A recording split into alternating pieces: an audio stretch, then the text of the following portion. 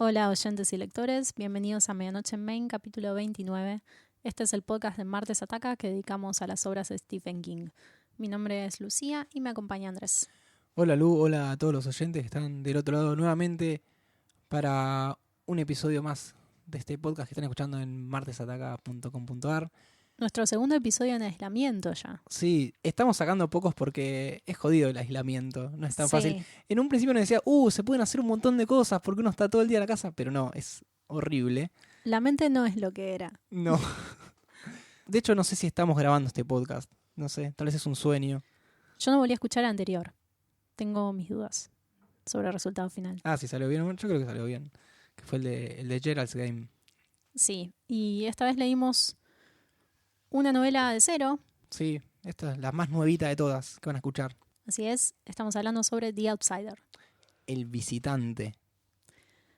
Una de las muchas traducciones, Sí, esa es la literal en español. entre otras que estuvimos chusmeando, estaban El intruso, El extraño, El forastero, El otro. Algunas de las cuales me gustan más que El visitante. Sí, expliquemos que estos son las que son de otros países, no sé, en portugués, en belga, en, no sé, francés. Más o menos las tradujimos y nos daba ese resultado. Porque el visitante no sé si es la mejor opción. No, para mí no lo es. The Outsider es... Sí, en inglés, creo que está bien elegida la palabra. Es eso que desconocemos.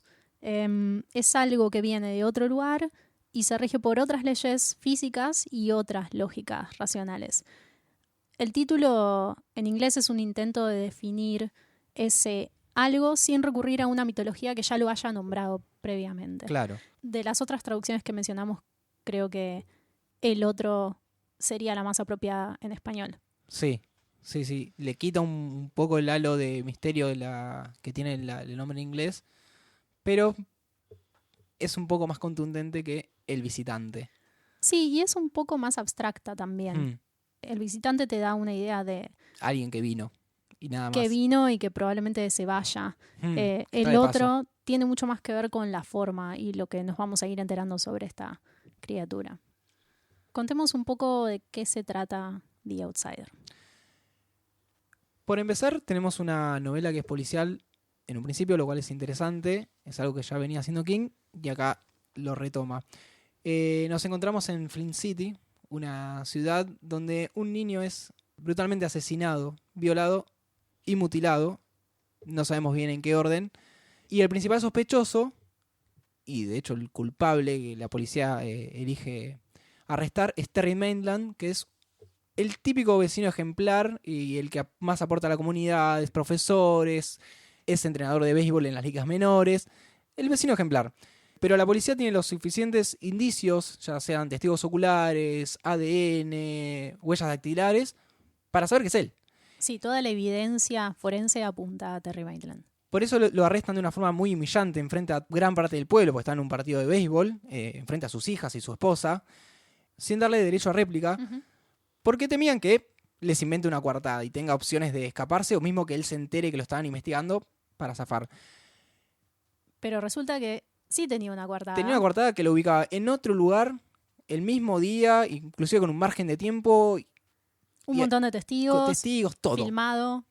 De todo, con evidencias que van apareciendo a lo largo de la novela. Y esto es como el disparado, lo que nos plantea es cómo puede ser que esta persona haya estado en dos lugares al mismo tiempo. ¿Y quién es el asesino? ¿Realmente es el asesino? ¿Tiene una coartada? ¿Hay gente que lo está ayudando? Y un montón de ideas que van volando por la cabeza de Ralph Anderson, que es el protagonista, efectivamente, de la novela, que en un principio parece que es Terry Maitland. Sí. Pero no lo es. Así que nada, ese es el argumento, lo que nos engancha, y King nos habla medio libro sobre cosas forenses, investigaciones, datos, investigadores, cosas interesantes y que lo lleva de una manera muy, muy digna, muy atrapante. Sí, para mí el género y el formato, como lo escribías recién, es lo que más me gustó sobre The Outsider. También me gustó la historia y nos vamos a explayar bastante sobre eso en relación a otros trabajos de King. Pero donde exactamente King me hizo el jueguito fue en la estructura. Porque como dijiste al principio, esta es una novela que empieza siendo claramente un policial. Tiene algunos indicios de lo sobrenatural, pero todo lo que se cuenta en concreto durante la primera mitad es procedimientos policiales, todo muy metódico, todo muy anclado en lo racional y en lo real, como lo conocemos. Pero la historia se va deformando hacia un terror paranormal. Y cuando pasa eso, el lector tiene una sensación de regreso a casa. Sobre todo a partir de Holly Gibney, que es el segundo personaje principal de esta novela. Desde el género siento que es un pariente muy cercano de The X-Files y ese tipo de ficción episódica que tiene Monstruo de la Semana. Y además tiene la dinámica de el dúo escéptico y creyente que son Mulder y Scully, en este caso son Holly Gibney y Ralph Anderson. Pero además siento que absorbe mucho de los formatos que King está consumiendo en su vida personal. Te estás riendo porque hablamos muy seguido sobre cómo King está a pleno viendo la tele. Sí, yo supongo que también lo hacía en los 90, pero seguramente. Ahora con esto de las plataformas de streaming... Ahora nos enteramos. Sí, nos enteramos y efectivamente qué es lo que ve y qué le gusta. Que generalmente es todo, nunca habla mal de alguna serie, te puede hablar bien de, no sé, Devs. Ayer justo leímos que le gustó Devs, es una serie que recomendamos. O te puede hablar de La Casa de Papel, que también le gustó. No tiene un paladar muy exigente. Sí, hay en The Outsider un ritmo muy propio de miniserie, que es súper ágil y dinámico. Además de atrapante y divertido, ¿no? Porque si bien lo que sucede al principio es bastante choto, que es el asesinato del niño, toda esta descripción de la escena del crimen y demás, la manera en que se va descifrando el misterio del asesino es bastante atrapante. Hay mucho también de este género que está bastante popularizado por Netflix, que es el True Crime. Sí. Tiene mucho de eso, pero no deja de ser bastante propio de King y luego vamos a hablar por qué. Sí, se podría decir que así como King influenció e influencia la cultura popular, esta misma cultura y el consumo termina influenciando a King. Así es. Pienso que hay un maridaje bastante armónico entre forma y mensaje en The Outsider. Nos sitúa muy estrictamente en la realidad que conocemos y en los procesos racionales que nos permiten sacar conclusiones y diferenciar la realidad de la fantasía. Y esto lo hace poniéndonos junto a Ralph Anderson, que es un personaje cuya identidad se basa en ser 100% racional. Y es muy reacio a doblar sus creencias. Guiar la historia de esta manera nos prepara mentalmente para enfrentar la deducción que nos trae Holly Gibney en la segunda mitad del libro y las implicaciones de esa deducción. Y lo que se requiere de nosotros como lectores y de Ralph Anderson como protagonista es replantear todo un sistema de creencias. Holly Gibney es el personaje que traslada la historia a otro nivel y a otro plano de la imaginación. Y King nos lleva de la mano a hacer el mismo recorrido que Ralph Anderson, creyendo que estamos en un tipo de historia cuando en realidad estamos en otra. Me hizo acordar a From Dusk Till Dawn. Sí. De esta película que es de mitad Tarantino, mitad Robert Rodríguez. Y tiene un corte muy abrupto. Sí, que de golpe hay vampiros. Y sí. se va todo el carajo y estás viendo dos películas en una. Y acá King hace algo muy... de hecho, algo igual, que es... Vamos con esta estética, con este ritmo, con esta información. Y de golpe te mete un personaje que yo busqué, está en la mitad del libro, es tan evidente, tan a propósito, que en un punto te sorprende. Así como decías vos, medio que estabas esperando o querías que alguien te rescate de... Sí, ese callejón sin salida al que la historia llega en un punto, porque Ralph Anderson está perdido en su trabajo, no lo puede resolver. Y Holly Gibney lo que nos trae como personaje es esta nueva visión del mundo, como si hubiéramos olvidado que estábamos leyendo un libro de Stephen King. Hasta este punto está bueno mencionar que en este proceso de este niño que es asesinado, su familia también empieza a caer en un vórtice de desgracia. Sí. Con la madre también falleciendo, con el hijo yendo a asesinar a Terry Maitland y lográndolo. O sea, acá tenemos el que uno pensaba que era el protagonista, no lo era. Y el padre finalmente colgándose, si no me confundo. O sea, una familia que se destroza completamente a partir de un crimen cometido por alguien que creemos que es él, pero a la vez sabemos en un porcentaje muy chiquito que no es esta persona. Sí, incluso Ralph Anderson se plantea en un momento que es sospechosamente diabólica la forma en que sean las cosas. Tuve una idea para organizar un poco el análisis de la novela que tiene que ver con la naturaleza del visitante. Y es hacerlo a partir de pares de personajes. Bien. El primer equipo que armé es Terry Maitland y George Stark. Pares con personajes externos. Sí, que creo que van a traer lo que necesitamos a la conversación para entender The Outsider como una obra en contexto del trabajo de King y también para ir definiendo qué es. Para poder hablar de George Stark, primero quiero hablar sobre William Wilson, porque esto es lo que sí se menciona en The Outsider y es lo que creo que crea el vínculo con George Stark, que es un personaje de otra ficción de King, que es The Dark Half o La Mitad Siniestra.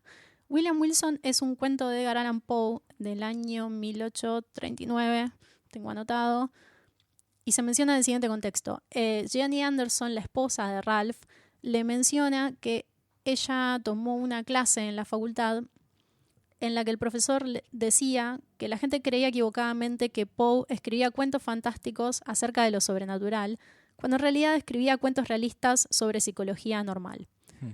William Wilson es un personaje que tiene un doppelganger. Doppelganger es un doble que lo persigue juzgando su moralidad, como un tipo de representación de su conciencia o de algún anhelo de valores y de ética que William Wilson no tiene. Al final del relato, Wilson tiene un enfrentamiento con ese doble y lo mata, matándose a sí mismo, o bien matando a la parte moral de sí mismo y continuar viviendo una vida poco ética. Pero como dice Ginny, es un relato metafórico sobre una condición o un estado psicológico. Y dentro del universo King encontramos un tratamiento muy similar del doppelganger en The Dark Half. Novela que a la cual nos aproximamos en el capítulo 7 de Medianoche en Maine. Sí, gracias por el hipervínculo.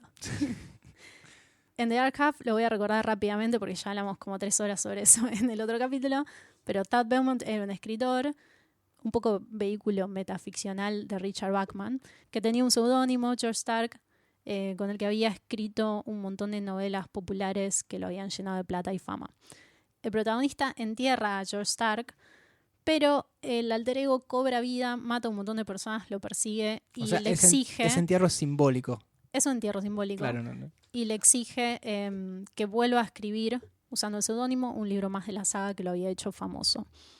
O sea que las dos personas metafóricas pasan a ser 2 personas de carne y hueso. Alguien explica en el libro, bastante literalmente, que siempre son 2 cuando hay un escritor. Uno es el que vive en el mundo real y el otro es el que crea los mundos. Es claramente una novela sobre el misterio del proceso creativo, sobre el estado mental del escritor, aborda el tema del ser real tan ligado a la imaginación que son interdependientes. Pero The Outsider no es ese tipo de historia. The Outsider no es una criatura metafórica, sino otra criatura. Nunca es ni forma parte de lo que imita. Son 2 novelas que pueden parecer similares en la premisa, pero no lo son en el desarrollo de la temática. Creo que lo que pasa ahí es que está tomando un recurso, que es el doppelganger, para aplicarlo de otra forma. Así es como se sale con la suya, porque no hay manera de entender cómo una misma persona estuvo en 2 lugares al mismo tiempo. Para complementar esta idea del uso del doppelganger, voy a hablar un poquito de Borges. Él en reiteradas ocasiones escribe sobre sí mismo encontrándose con él. Eso es muy digno de Borges, de una forma muy poética, se duplica, porque como sabemos él es mejor que todos.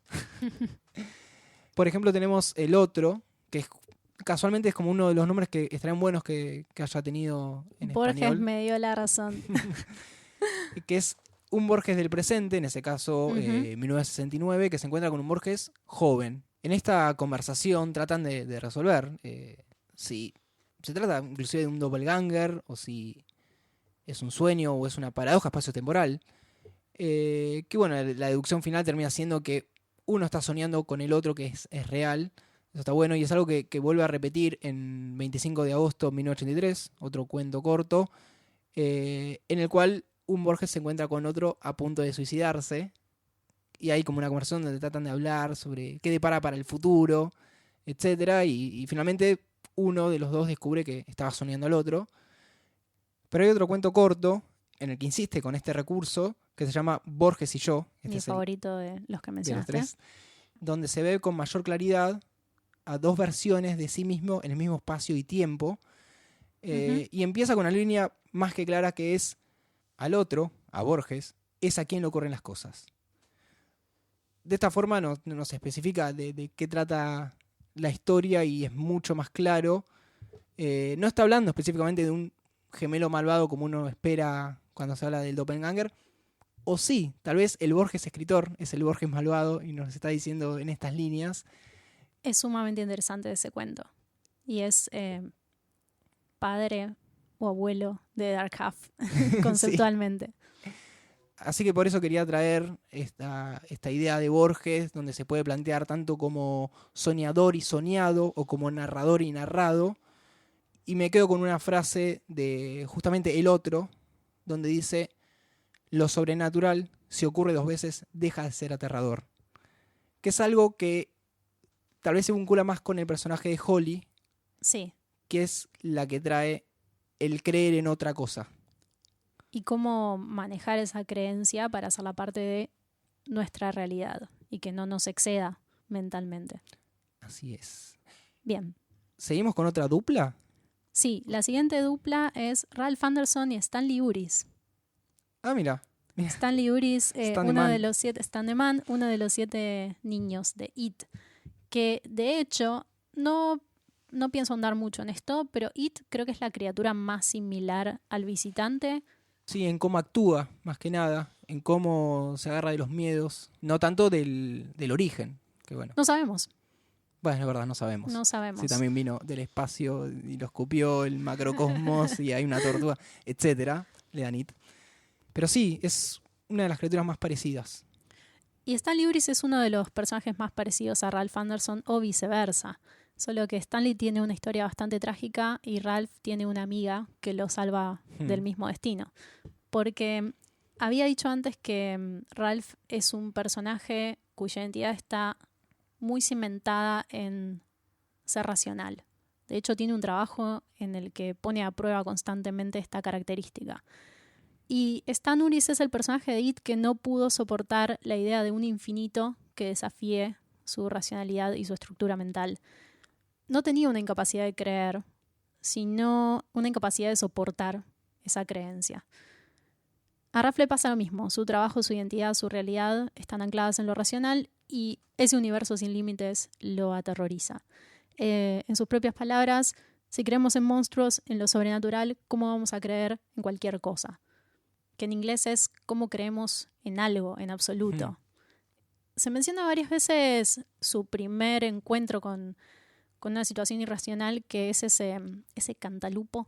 Melón cantalupo. Ese melón cantalupo. En mi vida escuché el nombre de esta fruta, pero le vamos a decir cantalupo, que está intacto por fuera, pero lleno de insectos por dentro. Ralph tiene esta experiencia, creo que cuando es niño, o en el pasado, y se las ingenia para crecer aislando la anécdota lejos de su visión del mundo, como una pesadilla. The Outsider es el trayecto de Ralph Anderson guiado por Holly Gibney, una persona en quien él llega a creer y confiar. Ya vamos a hablar sobre cómo sucede eso, porque son radicalmente diferentes en su personalidad y en su manera de ver el mundo. Hace expandir su capacidad de entender esa realidad infinita sin necesidad de volverse loco como le pasa a Stan en It.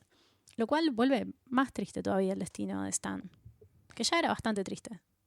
En parte lo que pasa con Stan es que lo que hace It también es que se olvide de todo lo que pasó y que lo puede enterrar más aún en el fondo. Entonces cuando vuelve es muy duro lo que le está pasando. ¿Tenemos otro dúo? Tenemos un último dúo. El último. Sí, bueno, este probablemente sea el que nos lleve más tiempo. Es Holly Gibney y The Boogeyman. O El Cuco. El Cuco. Es muy bueno como King, finalmente lo dijimos, trae a un ser no mitológico, o sí, pero más de una cultura más cercana, que es el cuco, el coco, el hombre de la bolsa, de Boogeyman, que se ve en tantas culturas, inclusive, no sé si vos lo tuviste, pero yo en mi infancia lo tuve. Es el cuco, pero por los Simpsons es el coco. Claro, es la versión mexicana. De Beto Vélez. De Beto Vélez. Yo tenía el hombre de la bolsa. Ah, sí. Sí, una abuela me dijo que venía el hombre de la bolsa. Mirá qué europeo. No, la otra. Ah. No, la otra me traía otros miedos, por ejemplo, unos platos que tienen unos retratos de aborígenes eslovenos, y yo cuando dormía en el living de su casa, les pegaba una luz y yo los veía. Así que más o menos mis miedos de infancia son esos. Mi abuela tenía un cuadro de un fusilamiento de Goya. Creo que Arte. ya lo conté en este podcast. Muy probable. Se nota que me afectó profundamente. Pero bien, el coco. El coco. El cuco, inclusive en español, porque busca el origen en estos lugares, inclusive más en Centroamérica, para explicar. Este es el libro que logró que digamos el cuco sin reírnos. Aunque cuando lo leí y llegó el momento de la explicación de Holly Gibney después de toda su investigación, fue difícil. Yo no sabía si iba a poder seguir leyendo y si esa situación se iba a remontar, pero de alguna manera King se las ingenió para que siga leyendo y finalmente valió la pena. ¿Querés que antes nos adentremos más en Holly? Sí y no. Quiero explicar por qué el dúo es Holly y The Boogeyman y no Holly y el cuco o Holly y el visitante. Holly es el personaje que trae a la mesa el mito del cuco en diferentes culturas. Pero en la literatura de King, si bien el cuco puede ser muchos monstruos inexplicables, en concreto es The Boogeyman, un cuento de 1973 que después editó en el compilado Night Shift en 1978. Sobre ese compilado grabamos un capítulo. El capítulo 15. Exactamente, es gracias. Más, pueden hasta el minuto 24 aproximadamente y escuchar. Ah, pero qué profesional. Y perdón, también nos reímos del nombre que era el cuco. Sí. No superamos, no crecimos nada, logramos hace como 3 años ese capítulo. Bien, en este cuento, sobre el que no vamos a volver a profundidad, no creo que haga falta tampoco contar de qué se trataba en detalle, pero se plantea el cuco como una criatura monstruosa y también como un alter ego del protagonista. Pero más allá de la forma, lo que recorre temáticamente es la monstruosidad del acto, que en ese caso era el asesinato de unos niños. Cómo el horror del asesinato excede la forma del perpetrador. Esto es algo que Holly Gibney entiende y le comunica a Ralph Anderson cuando se vuelve inflexible a tal punto en que tiene que forzarlo a creer para tenerlo de su lado. Porque llega el momento de enfrentar a la criatura y Ralph sigue enculado con que no existe el cuco. Lo que ella le dice es lo siguiente.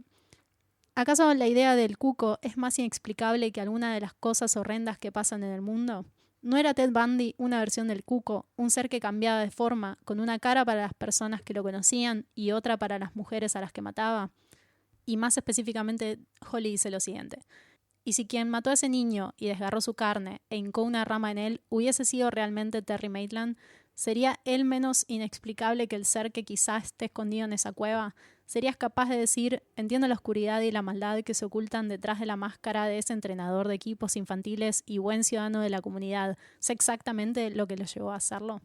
Ahí es donde veo el vínculo entre The Boogeyman, ese temprano cuento de King, Holly Gibney y su visión del cuco, que es más amplia que el nombre El Cuco. Eso es lo que nos lleva a tomarlo en serio. Así es como le decían las abuelas, pero en realidad es algo mucho más perverso, que adopta diferentes formas y nombres a lo largo del tiempo. Con ese argumento es como se gana a Ralph Anderson. Sí, lo interesante en este caso es que es una nueva versión del cuco que se mezcla con lo que contábamos anteriormente, que es el doppelganger. No siempre funciona así el cuco, el hombre de la bolsa. Y además de eso, no se nutre solamente de asesinar niños o personas, sino también de la tristeza que conlleva, como It. Uh-huh. Y por eso tenemos el caso de la familia Peterson, que se van suicidando o muriendo de causas naturales porque sufren demasiado. Y eso al outsider le viene perfecto. Sí. The Outsider, en este punto de la historia, sabemos que tiene un modus operandi bastante estructurado, similar a cualquier asesino serial, solo que sobrenatural. Y es que asesina a un niño, marca a una siguiente víctima, que no es la que va a asesinar, sino cuya identidad va a adoptar. Pasa por un periodo de hibernación escondido en el que va transformándose en esa nueva identidad, comete otro asesinato y se repite. Es interesante sobre esta criatura y esto me resultó muy disfrutable leyéndolo, por eso en un principio dije que el maridaje entre forma y mensaje me parecía muy acertado en la novela. Y es que es una criatura que usa la ciencia contra nosotros porque su verdadera arma es que no estamos predispuestos a creer en algo que no está regido por los hechos.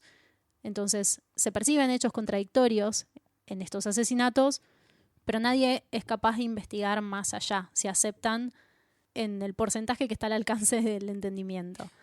Sí, nos armamos de tantas herramientas para probar la verdad que una vez que no nos quedan más herramientas, tenemos que creer en eso porque es lo que tenemos. Es lo que pasa con Terry Maitland. Tienen una evidencia que verifica hasta cierto punto que él es el culpable y por más que no cierre, ese es el camino que ellos eligen tomar porque es una persona que quieren encerrar antes de que cometa otro crimen y porque no existe otra opción.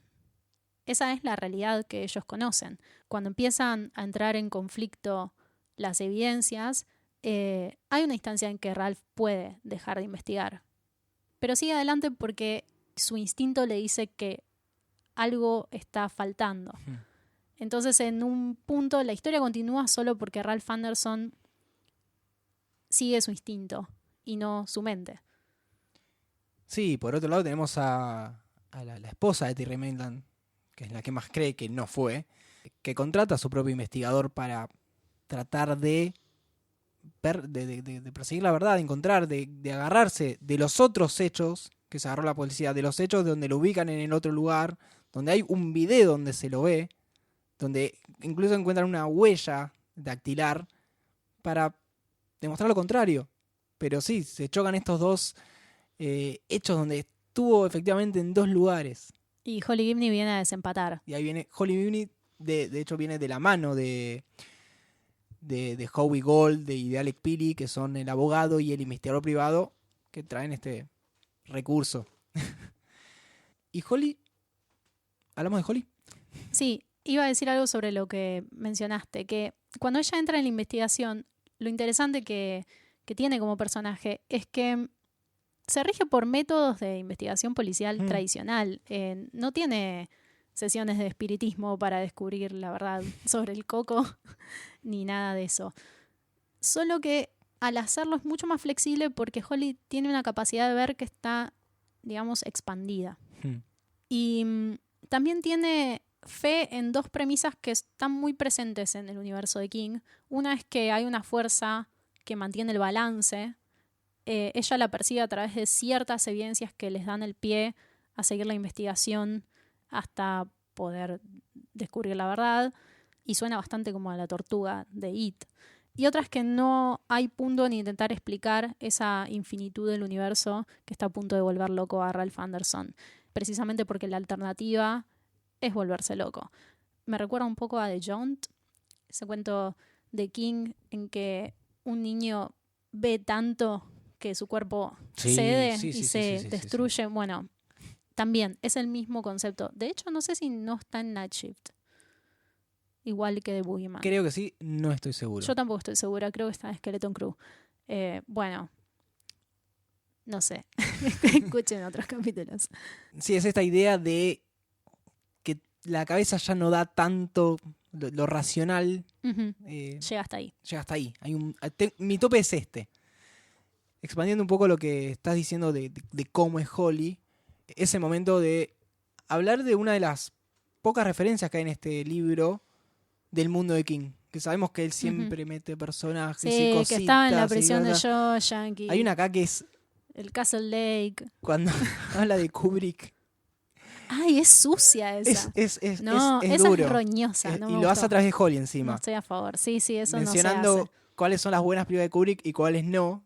Y entre esas están El Resplandor. En fin, este señor nos suelta. Ya se murió, por Dios. Bueno. Pero bueno, Tenemos a Holly, que es un personaje que aparece por primera vez en Mr. Mercedes y que recorre esta trilogía de Bill Hodges.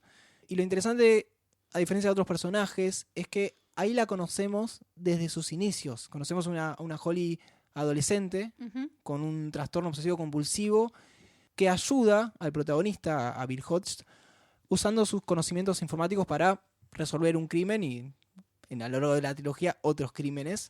Creo que no deberíamos hablar mucho sobre Bill Hodges en particular como personaje o cuál es su estado en este libro, en The Outsider, porque estaríamos spoileando la saga, la trilogía de Bill Hodges. Está bien, pero el libro, vos lees The Outsider. Si escuchás este episodio, puede ser que no hayas leído la trilogía de Bill Hodges. Pero nosotros no la dimos completa y nos spoileó algo. Pero no por eso tenemos que tomar represalias con otros lectores. Básicamente está diciendo, no lean The Outsider hasta no haber leído la trilogía. Si les interesa mucho el acto de no spoilearse detalles, y no. Podría haber algún disclaimer, porque yo no sabía que iba a haber personajes en común. El disclaimer sería, lean King en forma cronológica, pero... Nadie lee King en forma cronológica, y menos si edita 3 libros por año, pero pará. Hay otros escritores y escritoras. Así que tenemos a Holly que, para mí, es el nuevo Alan Pangborn. Sí, estoy personaje de que añoramos de un montón de libros y está en sagas y está en Castle Rock. Lo usan en la serie y tal vez quiso escribir un nuevo personaje, que es Holly, y lo hizo muy de a poquito y se fue animando. Y se nota que le dedicó mucha cabeza, porque está construida tridimensionalmente y tiene características muy propias que no recuerdo haber leído en otros personajes de King, y menos en otros personajes mujeres de King, sobre los cuales nos quejamos con una regularidad preocupante. Me sorprendió que Holly sea un equilibrio entre ansiosa y sensible, pero también calculadora y previsora, ¿no? Cuando la situación apremia en esta novela, ella se adapta y la domina, pero el resto del tiempo fuera de la acción se siente como una persona real, con recuerdos, pérdidas, ansiedad social, intranquilidad constante. Y tiene una sensibilidad muy humana que me hizo tomarle cariño en muy poco tiempo. Hay varias ocasiones en The Outsider, más allá de lo que sucede en el libro y su rol preponderante y cómo es la nueva mejor amiga de Ralph Anderson, me gusta mucho que hay un constante esfuerzo por aceptar el gesto del otro. Se dan algunas situaciones con la esposa de Ralph Anderson, Jenny, y con la madre de Cloud Bolton, que es la última persona que el visitante va a imitar, en esta historia al menos, que se llama Lobby Bolton. Hay ocasiones en que estas personas tienen gestos de aprecio y de cariño, invitaciones a incluir a Holly Gibney, y ella no es una persona sociable por naturaleza, sino que vive en un constante esfuerzo por aceptar, por recibir. Y eso es algo que me parece interesante, porque a veces las mujeres se escriben como personas más sensibles que los hombres solo porque son mujeres, y se supone que hay un tipo de instinto social en las mujeres que no hay, es mentira. Y Holly es un personaje congruente en este aspecto porque ella misma se siente una visitante en el entorno de los demás. Queda muy claro en la serie. De hecho, hay una línea literal sobre esto que me parece condensa muy bien la idea de King. Alan Parmon es más como un héroe tradicional, ¿no? Es un héroe de su época. Sí. Y Holly Gibney es una heroína de nuestra época. Sí, con todos los matices que eso implica, que también incluye no ser el dueño de la verdad y no imponerse tanto sobre el otro, sino hacer un camino más elaborado. Me gusta, me parece un personaje interesante, me alegra que quiera ir en esa dirección. Sí, mismo así como en la trilogía aparece, en el próximo libro, que ya se editó en inglés pero falta en español, la historia es sobre, no estoy spoileando porque es la sinopsis, es sobre Holly Gibney y Ralph Anderson. O sea, ya dejó en claro que va a darle a este personaje hasta donde pueda, porque es muy rico y se puede seguir expandiendo. Quiero decir también que Holly Gibney es un buen ejemplo de cómo hay que escribir los personajes mujeres sin que sean la versión femenina de un hombre. Holly Gibney es otra cosa. Y en la serie es una tercera Es cosa. otra cosa. La comparación de Alan Parmore es más por un tema de Sí, cómo funciona en tal el cual. entorno. No de, bueno, es un Alan Parmore con peluquita. Tal cual. No hablamos con demasiado respeto a la cronología de los hechos, pero siempre asumimos que leyeron el libro antes de escuchar o en su efecto vieron la serie, Sí. que en este caso los va a llevar a las mismas conclusiones Mm. por caminos ligeramente diferentes. Pero si querés hablamos un poco sobre Jack Hoskins, que es el aliado del visitante, o el Sí, esclavo del visitante, claro, más bien. sí, más que aliado es el, como se dice en Otra It, víctima. el esbirro. La persona que logra de alguna forma controlar The Outsider para tener como un infiltrado, alguien que le dé una mano, obviamente contra su voluntad, para lograr su cometido. A ver, lo que pasa con The Outsider es que, al igual que en It, se equivoca de persona. Así como It se encuentra en un momento de Exactamente. sus tantos ciclos Ujú. con estos 7 chicos, The Outsider se mete con Terry Maitland. La persona menos probable que haya hecho lo que se le acusa que hizo. Sí, Porque, perdón, pero me parece que sí tenés razón, pero creo que hay un factor, el factor sorpresa de Terry Maitland es Ralph Anderson. Porque si no fuera por Ralph Anderson, Terry Maitland pasaba y era un caso más. Si bien en la serie creo que esto está más claro, ahora vamos a charlar por qué, pero creo que Ralph es el personaje que hace la diferencia. Así como en It, la diferencia no la hacen ellos como individuos, sino ellos como grupo. sí. Son los que tienen la fuente de poder. Y lo que pasa con Hoskins Ujú. es que The Outsider lo marca.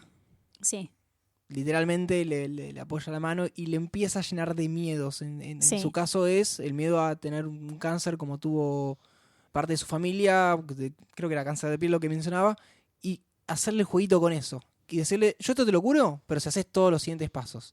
que consisten en matar a la mitad de las personas que mencionamos. Y sí, que se termine esta Sí. investigación para Ujú. que él pueda seguir con su ciclo. Hay algo que está súper bueno sobre la criatura que no mencionamos y es parte de lo que Holly Gibney investiga y es qué lugares elige para hacer su hibernación y transformarse, que es siempre cerca de un cementerio. Por esto mismo que yo he mencionado que The Outsider también se nutría de Sí. la desgracia, de la tristeza. Sí, y es muy interesante en el libro cómo se descubre dónde está ese lugar para Cloud Bolton, que es la última posible víctima del visitante, que son esas cuevas en las que hubo un derrumbe y murió parte de su familia. Sí, generalmente The Outsider se maneja por cementerios, pero cuando encuentran dónde está Cloud Bolton, que se había ido como de unas vacaciones a la casa de la madre, a su pueblo natal, se dan cuenta que no hay ningún cementerio cerca. Pero la madre que vos mencionaste hace un rato les cuenta esta historia de estas cuevas turísticas, Ujú. donde fallece mucha gente, inclusive niños. Y Sí. ahí es donde The Outsider se está preparando Y donde lo encuentran y finalmente donde finalmente lo y encuentra. lo atacan con una media. Espera. Te estás tomando No es un eufemismo, Te lo atacan con una media. Te estás tomando para la chocota un elemento muy importante en Mira. Mr. Mercedes que proviene de Bill Hodge, que es Happy Slapper, que es esta media Ujú. llena de bolitas runebanes que Bill le enseña a usar a Holly. Ujú. Es una media. Es una media que girás fuerte, tirás y Sí. pumba. Te tira un cuco. Porque el cuco no había sido suficiente, entonces el desenlace tenía que ser una media giratoria. Lo que pasa en este caso es que, claro, si King no nos respeta. lo ves muy de afuera, es casi un chiste. En la serie lo sacaron. Pero. Y en la serie. Y yo estaba. ¿Cuándo llega la media? Y en la serie de Mr. Mercedes también. Ah, bueno. Hay un equipo de gente tomando la misma decisión 2 veces. ¿Por Dos equipos. qué no se la bancan? Creo que esta menciona esta media. Habla más sobre Holly, sobre su evolución Ujú. y sobre su anclaje con Bill Hodge, con lo importante que es para ella este Sí. personaje. Y porque le servía ese momento porque no podían disparar, porque si no se caía toda la cueva. Pero en la serie pasa algo que es súper interesante. Bueno, ya vamos a llegar. No sé si querés ya pasar a la serie. No, podríamos cerrar primero Bien. lo que pasa en The Outsider, que es ellos finalmente encontrando dónde está el visitante. Bueno, a Ralph Anderson no le queda otra que creer. Holly le pide, hoy tenés que creer. Me gusta cómo durante toda la novela evita decir el cuco. Eso, o esa cuestión. la cosa, sí. Pero nada, esto de decirles todo lo que pensemos en estas 24 horas es a partir de que creemos que ese es el problema a resolver. Como en It. Como en It. Hay que creer. Y un inhalador o una media te pueden salvar la vida. Bueno. Sí.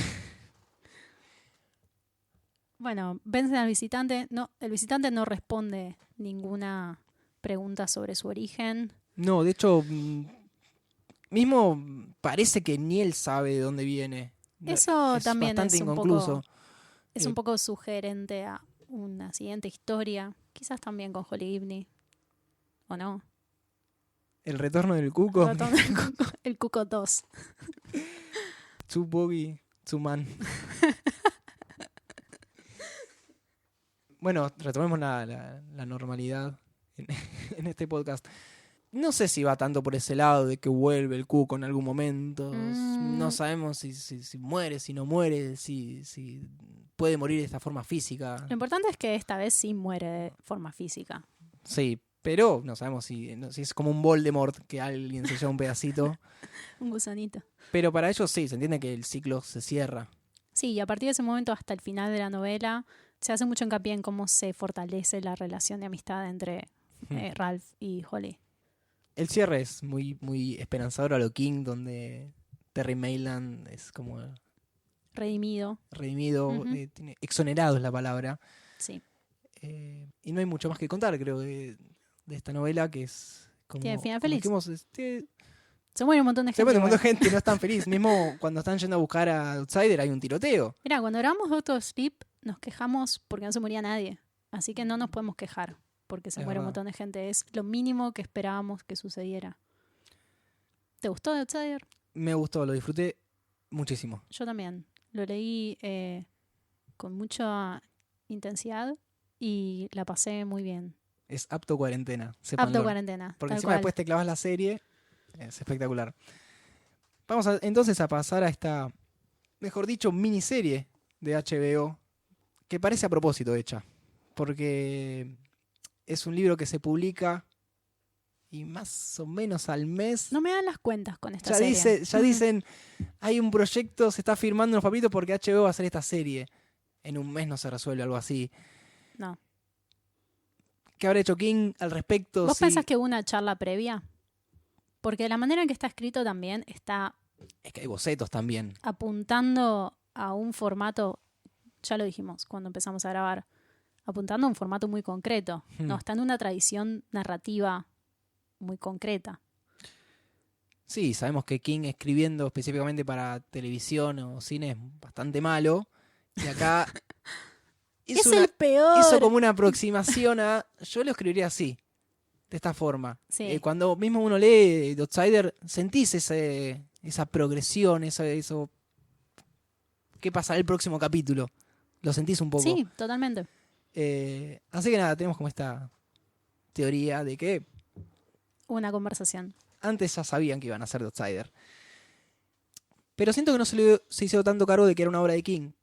Tal vez estoy equivocado, pero podría haber pasado que si era full King, debía haber otro público. Y no tanto el que, como decías vos, el del True Crime, el que quiere ver True Detective, por ejemplo. Eso te iba a decir, si pensás que les daba vergüencita. No sé si vergüencita, pero... Pudorcita. Se les achicaba mucho el rango. Sí. Castle Rock, por ejemplo. Bueno, justo iba a decir específica. Eso. Iba directamente a hacer ese comentario. Castle Rock en un punto se pone demasiado autorreferencial y ya Rosa lo bobó. Porque no soy fan de la referencia. Y en los últimos capítulos que grabamos siento que nos quejamos bastante sobre esto. Creo que lo dijimos cuando grabamos Castle Rock y también It parte 2, en que hay una necesidad de meter easter eggs sobre el universo King. El mate. que es completamente innecesario. O sea, son 40 años de novelas. Basta, ya está. Se pueden separar los productos audiovisuales de las novelas y crear los mundos dentro de sí mismos sin necesidad de recordarnos todo el tiempo que estábamos en un universo de King.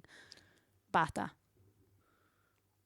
Esta miniserie lo hace a la perfección. Sí, y toma una decisión Toma bastantes decisiones. drástica, Sí. pero que se la banca muy bien. Y King por contrato tuvo que decir que sí. Que es traernos a otra Holly. Es Sí, otra Holly, es otro otra. personaje. Uh-huh. Se llama Holly porque ¿quién dijo? Le cambian todo menos el nombre. Ay, qué viejo caprichoso. Hay cambios de nombres que Uh-huh. no llevan a ningún lado, es un cambio de nombres nada más, pero esta idea de que Holly sea absolutamente otra persona, el cambio más visible es el cambio del color de piel. Tenemos una Holly, entre comillas, original, que está en la serie de Hulu, en Mr. Mercedes, Uh-huh. que es blanca y rubia. Sí, en la novela creo que también es blanca. Más parecida a lo que escribe King. Y acá tenemos una Holly negra con estas trencitas y más dura. Y más paranormal en sí misma también. Sí, que más weirdo todavía. también, más visitante. Siento que todos los cambios que hicieron en Holly como personaje contribuyen a solidificar esos conceptos y lo que ella logra con el personaje de Ralph Anderson, que también está, si bien está representado casi igual que en la novela, es mucho más rígido, es mucho más inflexible. En la novela no se sea. No, Ben Mendelsohn es un señor que tiene como la boca torcida. Me encanta igual. Y tiene mucha cara de villano. Es el villano de Rogue One. Sí. Es un personaje al que la serie le dio un trasfondo más doloroso que en la novela. Y es que este personaje perdió un hijo, mientras que en la novela The Outsider, por algún motivo que no puedo explicar, durante toda la novela el hijo está tipo de campamento y no aparece nunca y no corta ni pincha ni tiene ningún tipo de relevancia. O sea, solo funciona para recordarle a Ralph que Terry Maitland tuvo contacto con su hijo y quizás lo puede haber tocado y quizás podría haber sido él la víctima. Nada más.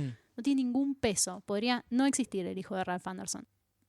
Sí, esto refuerza la unión y la confianza entre Ralph y Jenny, su esposa, que en la novela ella se la ve un poco más densa, como insistente, porque lo ayuda a él a resolver los casos, buscando información o hablando.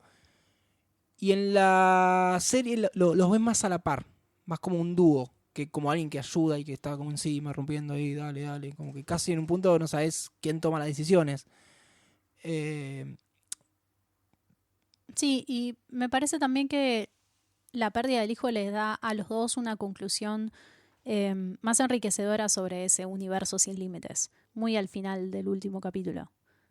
Y se toma el trabajo también de construir la relación entre ella y Glory Maitland, que es necesaria para que la trama avance, le da mucha más agencia a las dos y mucho más decir también en cómo se suceden las cosas, porque Ralph Anderson necesita que le peguen un grito. Más de una ocasión. Es verdad.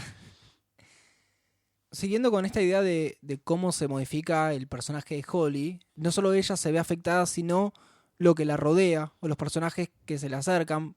Por ejemplo, mismo Hoskins, en el libro se ven una sola vez muy al final y acá es quien la va a buscar e intenta secuestrarla. Creo que Hoskins es el segundo personaje que más cambia en la miniserie, porque es mucho menos villanesco que en el libro. En el libro le agarra viaje enseguida. También porque él está muy enemistado con Ralph Anderson y quiere que no le salgan bien las cosas. Es más plano, es un villano mucho más simplón. Porque no requiere mucho que se dé enteramente vuelta y mate a todos. ¿No? En la serie duda mucho más y también trata de entender qué le está pasando. No se queda solo con lo que tiene en el cuello y estas ideas sobre la madre, que aparece de otra manera, pero también aparece, sino que busca su propio camino como individuo, más allá de ser la herramienta del visitante. Y eso me gustó porque es una serie que no me gustó al principio, cabe destacar. Está filmada medio raro. No me gusta cómo está filmada. Es pretenciosa. La cámara está puesta en lugares que no cuentan nada. Tipo, arriba de una alacena. En el techo. Y el plano es el techo. Sí. Es como cuando querés sacar una foto grupal con una cámara y la pones arriba de la mesa y el flash te saca Sí. la mesa blanca Y hay un de fondo montón. gente blureada. Hay un montón de Así. planos así. También hay un montón de desenfoque innecesario, de planos encuadrados de maneras que no transmiten nada, de cámaras puestas afuera de habitaciones como, hay alguien viendo de afuera. Es como, por favor, filmalo normal. Siento que quiere hacer algo, pero que no le está saliendo. Y durante los primeros 3 o 4 capítulos me molestó mucho eso. Sentí que esta serie que se quiere hacer la fina. Pero es metafórico. No es metafórico. ver Sí, es Jason 80% Bateman de haciéndose lámparas. el director. Sí, bueno, en parte le eché la culpa a eso. Pero creo que intenta generar una atmósfera. Y hay momentos en que toma buenas decisiones de dirección y momentos en que no. Particularmente me gustaría que las cosas estén un poco más en foco, por lo menos la mayor parte del tiempo. Pero después siento que fue tomando forma de manera que me convenció. Tenía mis dudas y no le estaba agarrando mucho la onda. Pero en un punto entendí que la historia se empezaba a crecer más allá de la novela, empezaba a expandirse y a contar otras cosas que yo no tenía en mi conocimiento habiendo leído el libro. Y me gustaron todas las decisiones que se tomaron al respecto, menos una, que no me gustó, y es el novio de Holly Gibney. Otra cosa más que se modifica alrededor del personaje de Holly, que es este investigador que la ayuda, pero está como enamorado y que quiere lo mejor y que todos sabemos que va a morir. Sí, sabés desde el primer momento que aparece este boleta. Se nos va. Sí, es como un personaje medio innecesario. No podía ella estar comprometida con la causa porque murió un niño de una manera tremenda. Tenía que tener un interés romántico. Es un poquito denigrante. Me da bronca porque justo cuando King le dio en el clavo a escribir este personaje femenino, van y le agregan un chongo. Bueno, pero por eso está bueno pensar que es otro personaje más allá del nombre. No es Sí. la Holly Gibney del Tal vez lector constante. Tal es vez otro. lo necesitaban porque ella en esta historia está mucho más sola, o tal vez no nos pueden contar el trasfondo de esas amistades que tuvo, que fueron significativas para ella, entonces la anclan a través de este tipo, de quien se enamora profundamente en 2 días. En fin. Cosas que pasan. El amor heterosexual. Sí, como siempre. Bueno, pero es interracial al menos. Muy acertado también es cómo, al cambiar justamente el personaje de Holly, cambia el descubrimiento de qué es el coco, o que el coco es The Outsider. En la novela tenemos esta Holly que es cinéfila, que ve muchas pelis, entre ellas una de las luchadoras mexicanas, Sí. que encima les hace ver la peli. Sí, es muy poco elegante esa manera de contarlo. Y acá vemos este recorrido del visitante que va de persona a persona y escalan un nivel más. En la novela tenemos que pasó por Terry, va a ir a Bolton, y antes estuvo por un cuidador de ancianos, que es el que lo, entre comillas, contagia a Terry. Y en la novela tenemos un nivel más, y ahí es donde aparece un personaje latinoamericano que le cuenta la historia de esto, es en realidad el coco, y Holly, sí, María, seguramente. Canales. La del barrio. María, Me sí, acuerdo. no, era Canales. un nombre así. Sí. Y también las referencias históricas, así como King usa a el hombre de la bolsa, o su propio Boogeyman. Acá se agarran de Goya, que eso también está bueno. Sí. Porque cuando Holly está googleando con la imagen totalmente blureada, donde de a poquito vemos dice el coco, crean unos personajes mitológicos que pareciera ser que tienen la misma raíz, y termina con unas ilustraciones de Goya. Uno es la tan conocida que es Saturno comiéndose al hijo, y después unos caprichos que son unas estampas que Goya dibujó en su momento, representando a la sociedad española, más que nada lo que eran la alta sociedad y los clérigos, donde él se quejaba a través de una serie de 80 imágenes de la decadencia de esa sociedad. Puntualmente en este caso, de la superstición y la ignorancia, porque uno de estos caprichos llamado Que viene el coco, que es el nombre de uno de los capítulos de la serie, es muy, muy obvia la referencia a Goya. Y que habla directamente sobre lo mismo, Sí, ¿no? Que es origen muy vinculado a creencia. pero Goya se pone más del lado de Ralph Anderson, porque él está en contra de la superstición. A él le parece que está mal encerrarles a los hijos porque hay toda una historia de que teóricamente en esa época las mujeres usaban el cuco para asustar a sus hijos y el cuco en realidad era el amante que venía. Entonces también ahí se queja de la promiscuidad y que tipo están dos en cualquiera. Así que en definitiva me parece que es mucho más prolija la aproximación de la serie Sí, que sí. la de King. Estoy de acuerdo. Hace mucho más hincapié en eso de la cultura y la crianza, las vivencias relacionadas a la capacidad o no de creer. Y lo hace a través de varios personajes, no solo del estereotipo latino que se persigna ante cualquier inicio del diablo, sino también el otro policía que no me acuerdo en el libro que se llama Jun. No hablamos nada de Jun Sablo. No, es un personaje bastante lindo. Hay una cosa que hace este personaje en el libro, es que habla en español. O sea, Sí. mete frases en español dentro del inglés. Personalmente leí la novela en español y me parecen esos chistes. Yo en inglés sí era muy simpático. Me lo dijo y fui buscando partes en las que tira el español, que es muy, muy gracioso y muy acertado. No inventó palabras King, eso está bueno. Bueno, sería. ¿Por qué habría que inventar palabras? No, porque a veces las escribe mal. Pero tiene un editor. Da. No, está bueno que en la serie las personas que están casteadas como cubanos o latinoamericanos en general son personas latinoamericanas. No pasa como no sé, en Breaking Bad, que de repente alguien que era mexicano habla con un acento completamente trucho. Eso está bueno. Y también que se subraya mucho más por qué salta la ficha con Terry Maitland. Y es porque la víctima anterior era un hombre negro y la víctima anterior era una mujer latina. Obviamente nadie investigó nada nunca. Claro. Terry Maitland es un hombre blanco de una comunidad suburbana. Ahí es cuando se destapa la olla. Sí, mismo una de las... Y el siguiente, perdón, tampoco iba a ser muy factible de doble chequear. Está bien, es un outsider. Sí.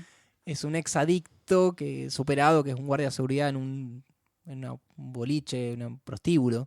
Sí, Cloud Bolton es Paddy Considine. Es un actor, creo que inglés. Está en algunas películas de Edgar Wright. Casi siempre lo vi haciendo comedia y me gustó mucho en este papel.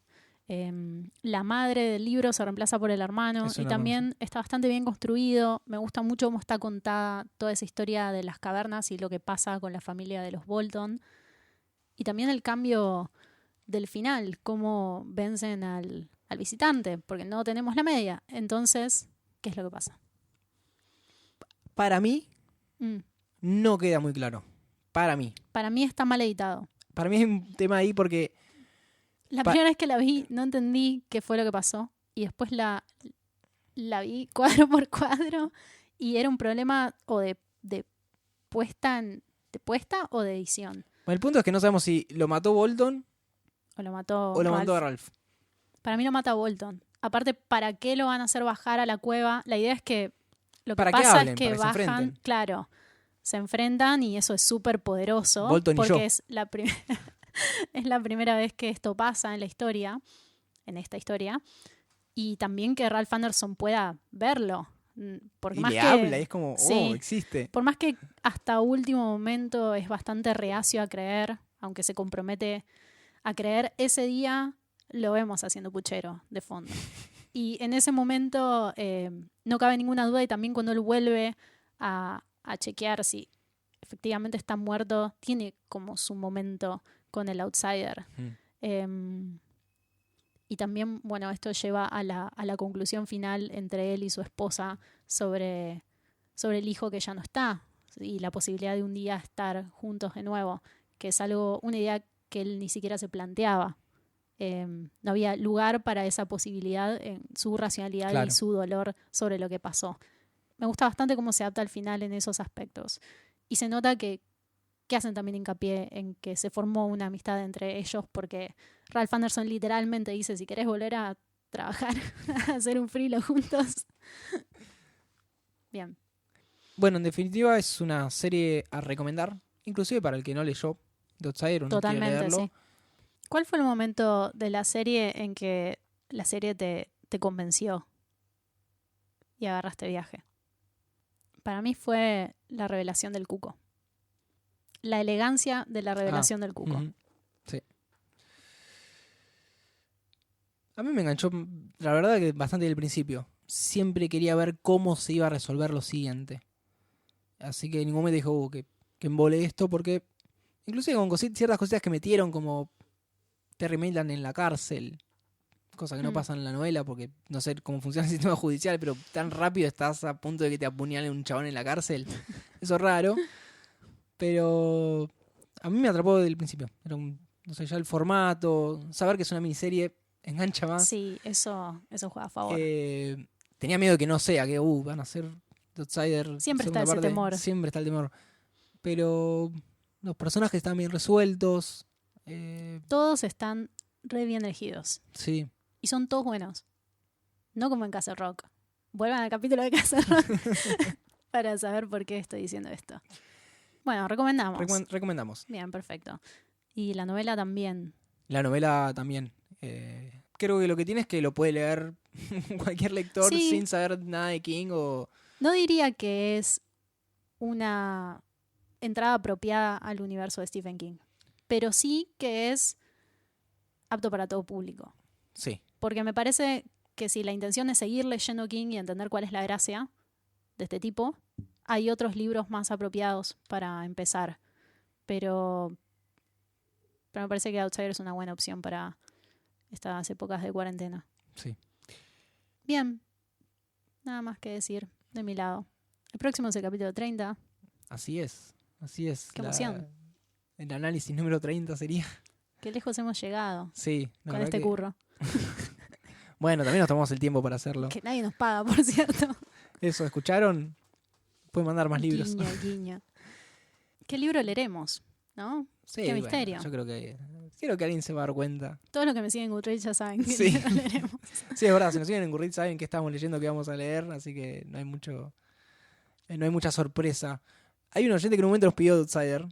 Es Así que verdad. siento que con una persona Sí, en el mundo cumplimos. Hemos cumplido. Bueno, Así que para ahí lo esa tienen. persona. Sí, le dedicamos este. Fue hace como un episodio. año, así que no me acuerdo el nombre. No Pero habrá cumplimos. sido hace tanto. Porque. No, fue cuando salió Outsider. ¿Cuándo sale la serie? ¿O la novela? ¿No? ¿La novela? ¿La novela? Ah, bien. Hace como un año. Bueno, entonces alguien que leyó encima nos pidió. Eso es muy importante. Así que esto es para vos. Ser del más allá. Esto fue el capítulo número 29 de Medianoche en Men, que están escuchando en martesataca.com.ar, o tal vez en Spotify, o tal vez en iTunes.